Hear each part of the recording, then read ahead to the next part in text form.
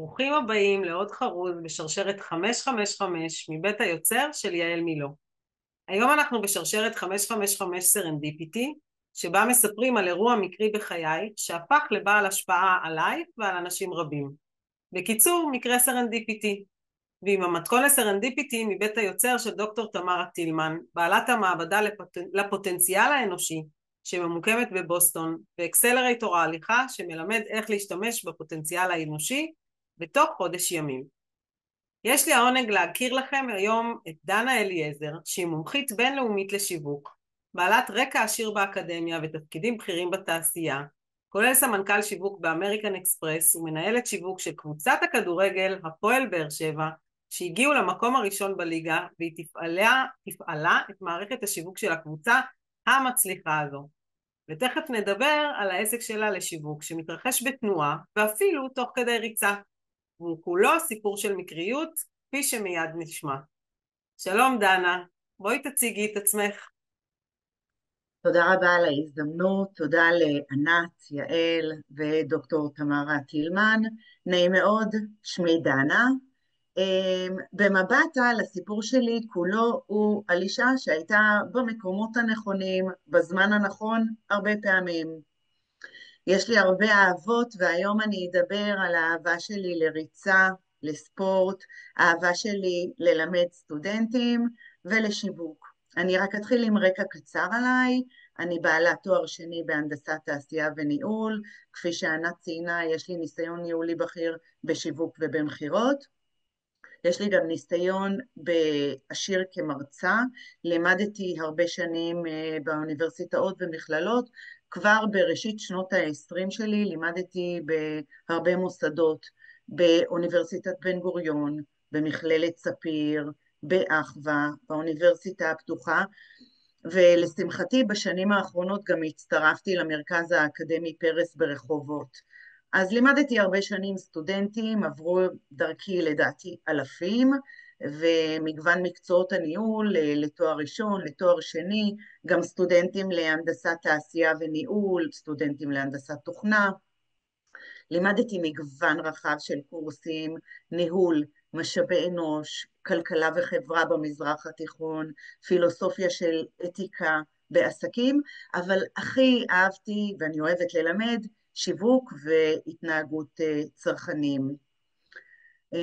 לפני מספר חודשים יצאנו לשבתון. עם המעבר לפלורידה בעקבות בעלי הקמתי קבוצת ריצה פה באזור שלנו, וביום יום יש לי עדיין חברה בעם פעילה ואני ממשיכה לתת ייעוצים בשיווק לעסקים.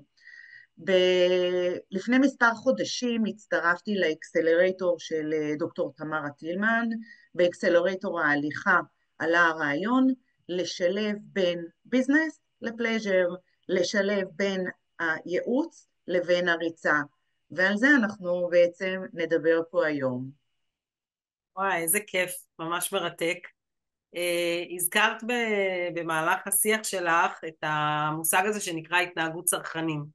אני סקרנית לדעת מה זה, את יכולה להסביר לנו?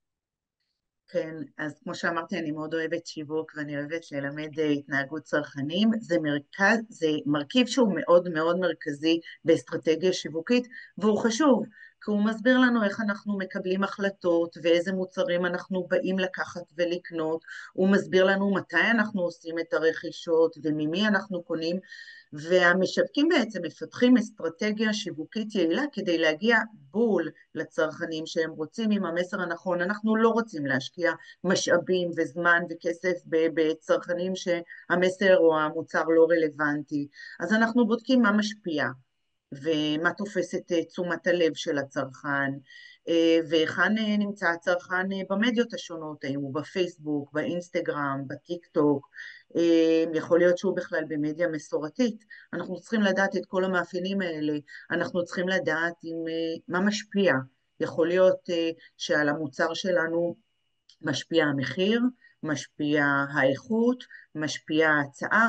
כל הדברים האלה הם מאוד מאוד חשובים, כי בסופו של יום יש לנו פלחים, ואנחנו לא יכולים לפנות לכל הלקוחות שלנו, אנחנו פונים לפלחים המסוימים שמתאימים לנו. עכשיו, אישית, גם בתור מרצה וגם בתור מנהלת שיווק, אני תמיד אוהבת לפנות לנישות. נישות זה משהו שהוא אפילו פיצי וקטן יותר מפלח.